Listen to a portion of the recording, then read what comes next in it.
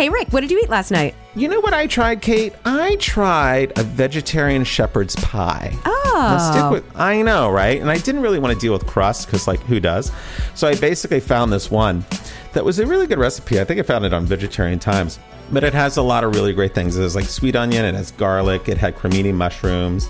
It had, it says you can use a bag of frozen mixed vegetables, but I just had a bunch of mixed vegetables in my refrigerator, so I used that.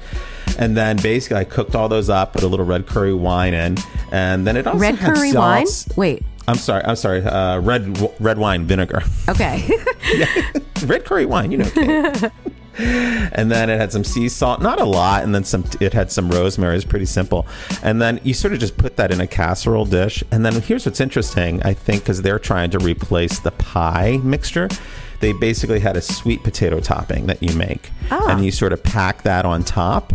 And that sort of oozes down a little bit and gives it a little bit of texture. It gives it a little bit of shape of stuff that holds together. And that was really just made by mixing up a couple of the potatoes and garlic and then just putting it all on top, and then you just bake it away. It was good. Like, I sort of miss the idea of like pie crust and like Well, a the classic pie shepherd's shape. pie doesn't have crust. It has mashed potato on top. Oh, really? Yep. Oh, how You're funny. thinking of a then pot it's not pie. so strange. You're thinking of a pot pie. Yes. Pot Thank you. pie has the Okay. pie crust on it, and shepherd's pie is mashed white potato on top of Oh, how funny. beef with So it peas wasn't and so carrots and far stuff. off then. Okay, No. great. You can do a Nice. variation on that with cauliflower as the potato mash. You could do a mashed cauliflower on top if you want to stay away from the starch of potatoes altogether. That would be good, because that Yeah. would be a good balance to the starch that's already in the vegetables too. Yeah. That's nice. Sounds yummy. Yeah, it was good. It was good. I don't know if I'll make it again, but it was good. How about you? I had garlic leek soup. It's a Nice. variation on a garlic soup recipe from the cookbook Plenty by Ottolenghi. And I think we've talked about his books before, Jerusalem and Plenty more. So he has this terrific garlic soup recipe that I made a few adjustments to, and I put leek in instead of shallots. So it had a little more oniony flavor. And boy, it'll cure what ails you, man. You got your garlic and your ginger, and then you put harissa in it. And so it's got some heat. Really healthy, really yummy. Fair amount of butter, Nice. but otherwise good for you and very, very tasty. That sounds good. Hello and welcome to another episode of You Won't Believe What I Ate Last Night. I'm Kate DeVore, And I am Rick Fiore. and this is our ongoing conversation about food, health, weight management, and our endeavor to be and stay healthy in a really tasty world. With love, kindness, and compassion towards ourselves and others. Today we're having a follow-up conversation about some of the insights we got from our last episode, which was an interview with lifestyle nutritionist and author Vicki Shanta Retelny, which focused on fast food. So what's wrong with fast food, how to do the least damage if we eat it. So if you missed that episode, it's a good one. So go back and have a listen. And here's what we need from you. We want to hear from you. What are your favorite fast food workarounds? When you go out to eat fast food, how do you do the best job you can to keep it healthy and to do the less damage possible? Yeah. Do you have any chains that you particularly like? We forgot to ask her that, like if there was actual ones that are better than others. So if you have any thoughts on that, let us know. You can go to our website. You can send us an email. You can go to our website at youwon'tbelievewhatIate.com. You can also send us an email at youwon'tbelievewhatIate@gmail.com. You can also do an audio recording and just send that right in. Yeah, so send us your responses by May 30th, and we'll post them on our website and Facebook. Speaking of which, follow us on Facebook, Instagram, and YouTube at You Won't Believe What I Ate Last Night. Leave us comments under our posts about each episode. So, Kate, what was one of your big takeaways from the interview? Well, there were several, I have to say. One of them was a reminder of something we talked about in one of our food addiction episodes like a whole year ago now, I want to say, which was that taste-specific satiety, the relationship, the addictive qualities of fast food. And how that triumvirate of salt, fat, and sugar really affects the brain the way something like heroin does, literally. And that you get this amazing response of pleasure from the first few bites. And then that response diminishes with subsequent bites. And you're always like chasing the first high. You continue to eat in order to get the same feeling you got from those first few bites. And you know, we've talked about this before. Very little of this is new material. It's stuff we've even talked about it in our own podcast. But sometimes you just hear it in a different way, or you hear it at a different moment, and you're like, that's really interesting. So I think that was, for me, one of the big things is remembering that it doesn't get better as you eat more of it. It gets less good. Right. That was such a great reminder, because it's good for me to hear that, because it makes me just remember in a weird way what I'm up against. Right. And when I remember that, when I remember how it's all designed, and what came up in the conversation is also that idea that they design it so you get just enough of it and you're still left craving more of those products. And it's good for me to remember that, because when I really remember that, because I do eat out at fast food places, it automatically allows me to be more compassionate with myself, because it really just helps to remember what I'm up against. A specifically designed food to get to me. Totally. Designed to mess with you. Kate was just going to cuss, I believe. I was. We haven't really quite decided whether we're allowed to cuss on here or not yet, but I bailed. So let's talk about our relationship to fast food. So you do eat out fast food. Like what? Like, what are your favorites? What do you eat and why? So backing up, I did a lot of fast food growing up. I did a lot of fast food during college, and I did a lot of fast food after college. And then right now I do Chipotle often. And that's really the main thing I do. Oh, I've gotten into this terrible habit of going to Five Guys Burgers, because they have a veggie cheese sandwich, which is just really well grilled veggies with cheese on a really delicious roll. It sounds terrible, Rick. But here's my pledge. I definitely don't want one right now. No, you would hate it. And the pledge I make to myself is just go get the veggie cheese sandwich. Do not get the fries. And that generally works, because they give you so many fries that you can't possibly eat them all, but you want them all. And so, of course, see, this is the thing, right? Yeah. And then I do, like I said, I do Chipotle quite often. Those are the two main ones. And I've gotten quite better at it. I used to go to McDonald's and I used to go to Burger King quite a bit, but I'm really diligent about avoiding all of those more traditional fast food places. I've been really good about that for years. I will occasionally break down and just want the French fries from McDonald's, or sometimes the onion rings from Burger King's. And that's maybe once a year now. Yeah. For me, I was about to say that I don't eat fast food, and then I remembered the time that I am inclined to go to a McDonald's is for breakfast food. So for me, it's the bacon, egg, and cheese biscuit, baby. That is that. But the thing is, I don't get the hash browns. I don't even care about those. I don't even like them very much. And so, but it is the bacon, egg, and cheese biscuit for sure. And I used to get sausage stuff, but I think I'm saved from other stuff there because I care so much about eating grass-fed beef. And if they had grass-fed beef at McDonald's, I would be in deep trouble, because Totally, that Kate. really is the thing that stops me, is that I care about that. And so, and that I want my food to be real food for the most part. But I don't know how I live right by, I have to pass these every day to get anywhere. I don't know how I don't succumb to the fries more often. Before I moved, every time I came home, particularly late at night, I would have to run what I call the gauntlet down the street that I used to live on. It had a McDonald's, it had a Burger King, it had a Bob Evans, it had a Taco Bell, and then it had some burger joint. And every night I'd get off the Beltway, and it's only like a 7-8 minute drive, and I'd start to pray. I'm like, please, just let me get through the gauntlet tonight. Please don't let me stop. Yes, totally right. I'm within a 2-minute drive of Burger King, Wendy's, and McDonald's. Oh, Wendy's. There is a Wendy's there too. Yes. Oh, yeah. I like Wendy's. If I had a Chipotle nearby, that would be a bigger problem, I think, because they do have humanely raised pork. Yeah. So, and I know it's still hugely caloric, but there are ways to make it less so. But agreed. I think still, I would still get, I'm not going to not get the cheese. Right? And Chipotle's size servings are so huge too. That's the other problem. That's the thing. And so that brings us to another really major point that I thought was brilliant about that Vicki talked about, which is it's not about not having this stuff. It's about not having all of it.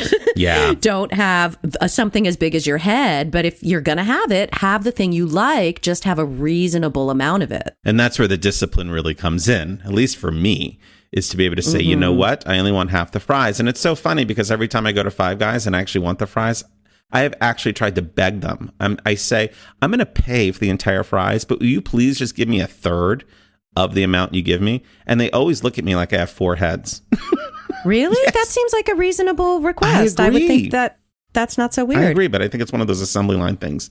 They get on their assembly line and they just have to do what they have to do. Yeah, like my mom comes up again, was saying the other day that she won't go to Shake Shack because she knows what she'll get. And what she would get is a burger, fries, and a strawberry shake, and that it's 2,000 calories, and that if she's going to go, she's going to have that thing. So she'd rather not go than not have the thing. Oh, that's discipline. I know. Something I can only pray for. Yeah, it's pretty interesting. But I think, we were wondering about, like, what do you swap out? If you're craving the fries, what do you get instead? And I think the answer is you get 3 fries. Yeah, you get 3 fries. And she also mentioned the idea that sometimes a lot of these places now, they'll have healthy salads you can add on. A lot of these places will also give you like a choice of maybe if you want some apples instead of the roll or the French fries. So that's also an option. That's really hard for me because it's so funny because the whole reason... This is so interesting because the whole reason I go to these places is for that food. Of course it is. You know what I mean? So the idea of replacing it with something else, there's a part of me that as soon as she said that, I'm like, well, why would I even bother to go there now? Well, I guess, and that says maybe she's done her job. Yeah. See, and I find myself kind of forced into going there on road trips or stuff like that. Agreed. And so in that case, it would work, Yeah. And I went through a period of being like, I'll just have the salad. And then like the chicken bacon ranch salad has like way more fat, calories, and sodium than a burger. So I don't know how or why, but every time I get a salad at a fast food place, I feel like the grease is all over the salad by the time it gets to me, It is. Totally. So I'm like, well, right. Like she was saying, it's the fish sandwich isn't healthier just because it's fish. Exactly. It's still deep fried. Yes. And all that grease is just splattering and flying everywhere and dissolving and getting on all of the good stuff too. It's so crazy. Yeah, but I think they do make the salads still like greasy somehow. Like they make them fast foody. Oh, you're thinking they make them that way. Oh, funny. I do. I think they do it on purpose because they're out to get you. I think you're just being cynical about what all these fast food companies are trying to accomplish in this world. You're right. They clearly have our best interest at heart. I definitely think that when Taco Bell unveils the new or KFC, the new sandwich that's uses fried chicken as the bun and then has all this cheese and bacon and stuff in it. Yeah, definitely. They're looking out for us. One of the other things that I really resonated with me is when she talked about the ripple effect of eating well. What happens when you eat well or when you don't eat well? That it's a sign of what means food, what food means to you. And this whole idea that if you eat fast food and you eat poorly, that what you put in your body is a reflection of how you feel. And again, something I knew, and it hit me because I just think she just said it in a way when you think about how that's going to ripple out. And I get it because all those times when I eat fast food, I generally don't feel awesome afterwards. And God forbid if I eat it several times a day or several times a week over the course of a week. To me, it's a little like alcohol. If I drink a lot during the week, the buildup in my system, I can feel it. It makes me sluggish. It makes me not very fun. It slows everything down about me. So I really get that idea. I really love that idea. It was really touching how she talked about it. I agree.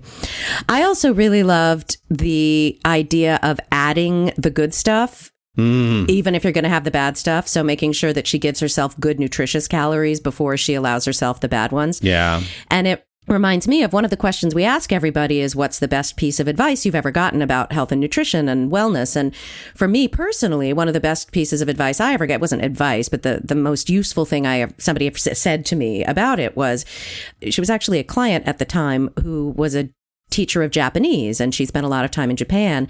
And she said that the biggest difference she noticed between American and Japanese eating cultures, because they don't tend not to be overweight very much in Japan, was that here, the kind of thing that people say all the time is don't eat that, it's bad for you. Whereas in Japan, the philosophy is eat this, it's good for you. So it's about including things that are healthy rather than excluding things that aren't. And that was a huge, when I lost all that weight a few years ago, that was the thing. That was what I used. That was the thing that was the most useful.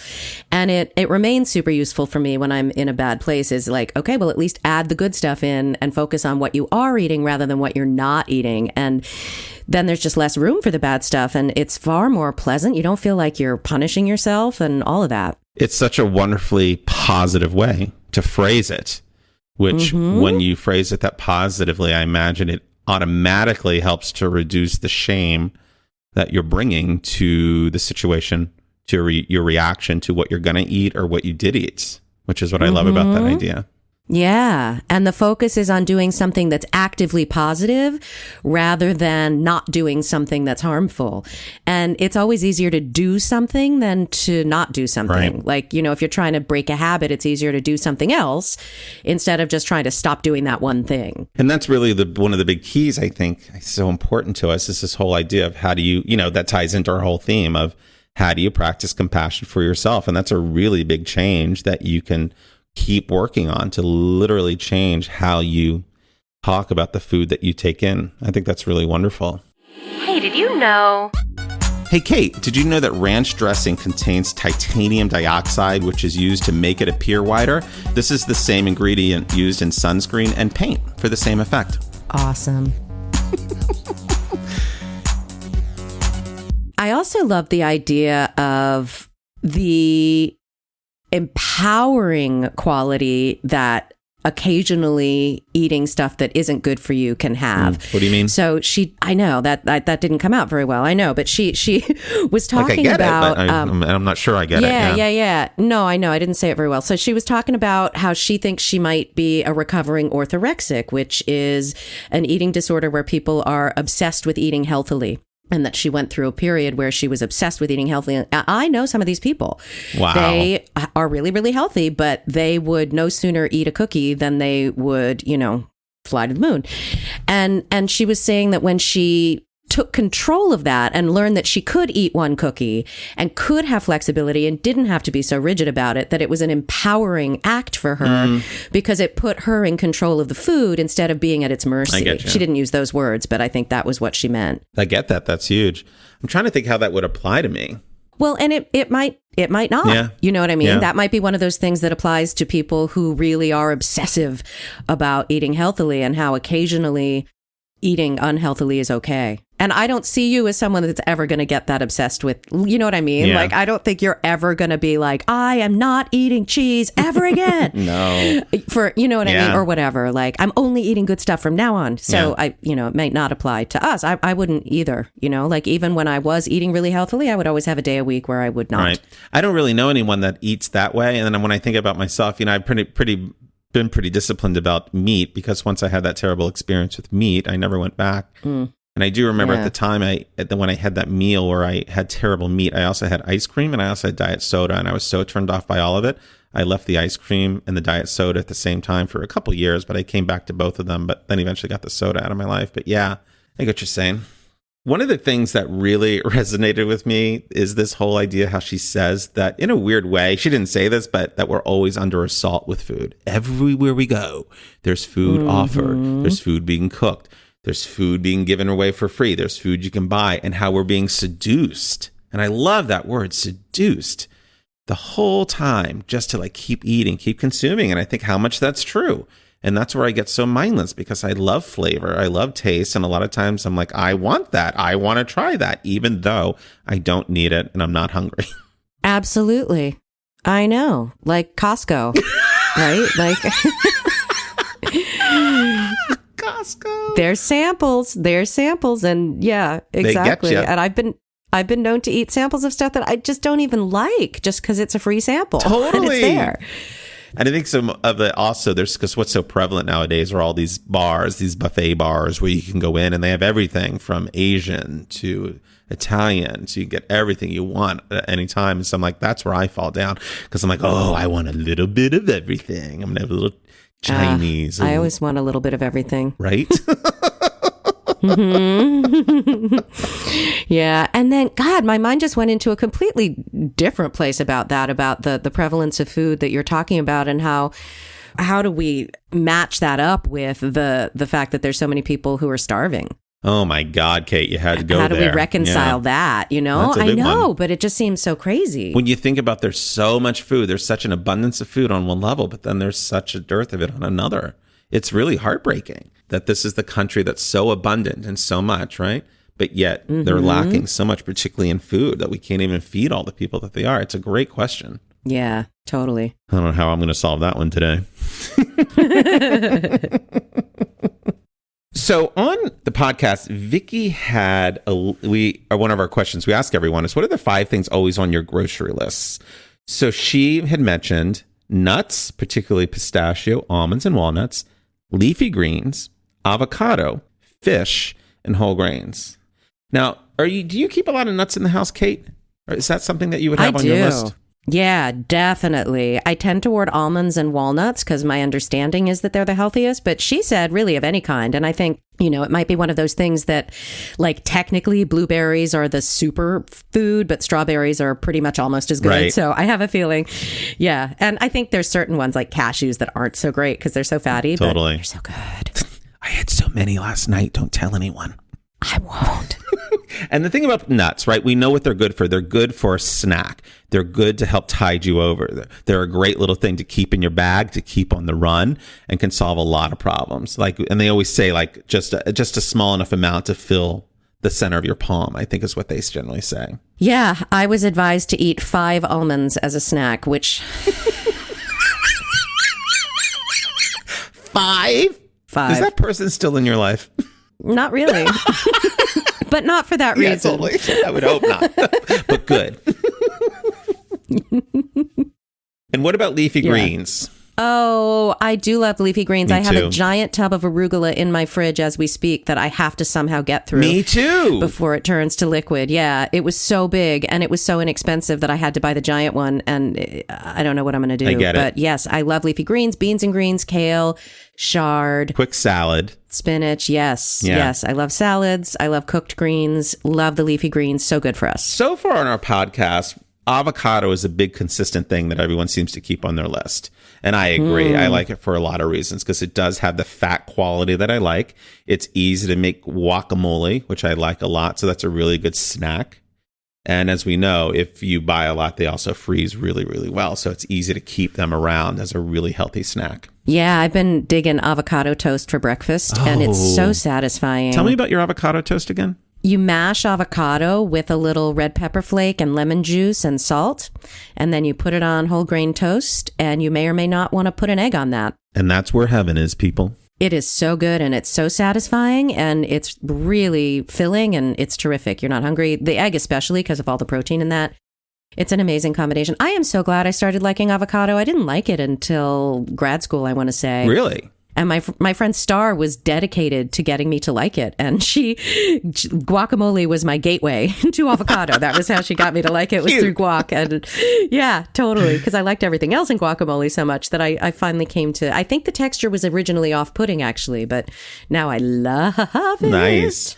And then fish. Now we know obviously you don't do fish because you don't like fish. Yeah, that's a problem for me. Yeah. And I wish I could have asked her. My mic actually went out during that part of the interview, or I would have asked her, like, what would you sub for that if you don't eat fish, which I don't. So that's too bad that I missed that chance to learn that. Totally.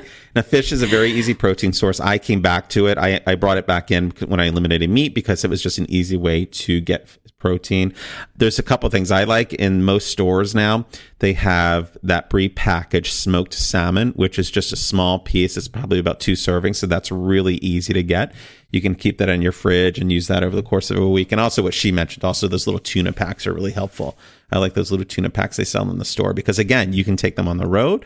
You can eat them in between an event. They're self-contained. So you open it, scoop it up. So it's a great snack on the road. Pouches of wild salmon, I thought was amazing that they have that. That's great because I know wild salmon it's important that it's wild. Yeah, exactly. For a lot of reasons, sustainability among them. Now, the problem with some of these things, the snacks you're mentioning, like guacamole and tuna, like, don't you need to eat them with something? And then what are you using to eat them with? Are you like using chips? Like, it seems hard to avoid. I do use chips, and sometimes I'm really working hard to switch from chips to things like carrots and celery. So I'll eat that with guacamole, absolutely. And I like your idea with little bread on a little bread now. I'm going to try that because I don't usually think about putting the guacamole on bread. So that's a great, great thing. And, you know, this is, I'm always one of the times when I'm looking for a binder for tuna because I don't always want to use mayo or the fake mayo. I'll actually use avocado as a binder. And that is really great with tuna, like some fresh tuna. Oh, it tastes really great. A little tomato and a little fresh onion. And it goes really great on top of arugula. I've done that with chicken, and yeah, it's terrific. Yeah, with any leafy green. Yeah, I tend to want to add bacon, of course, is the problem, but that's never on anyone's list of the 5 things you're supposed to eat. We're going to find someone that approves that bacon is on your top 5 grocery staple list. Preferably it's cooked and super fatty and salty. Although I really do argue that a tiny bit of bacon as a seasoning for a whole dish is fine. That I would agree I really with. think Yes, that's true. absolutely, because we know the flavor it brings. My beans and greens. And then whole grains. I love that she had whole grains on there. And we've talked about this before in our paleo episode about, some people think grains aren't so great for you and some people think they are. I always like it when the professionals recommend the whole grains. Agreed. Yeah, absolutely. And shopping the perimeter, which I've always been taught also that shop the perimeter, that's where the fresh stuff is. Yeah, I've always been taught that. I have never actually done that until recently. I always knew. Rick, get to the perimeter. Get to the perimeter. That's where safety exists. But I would never go.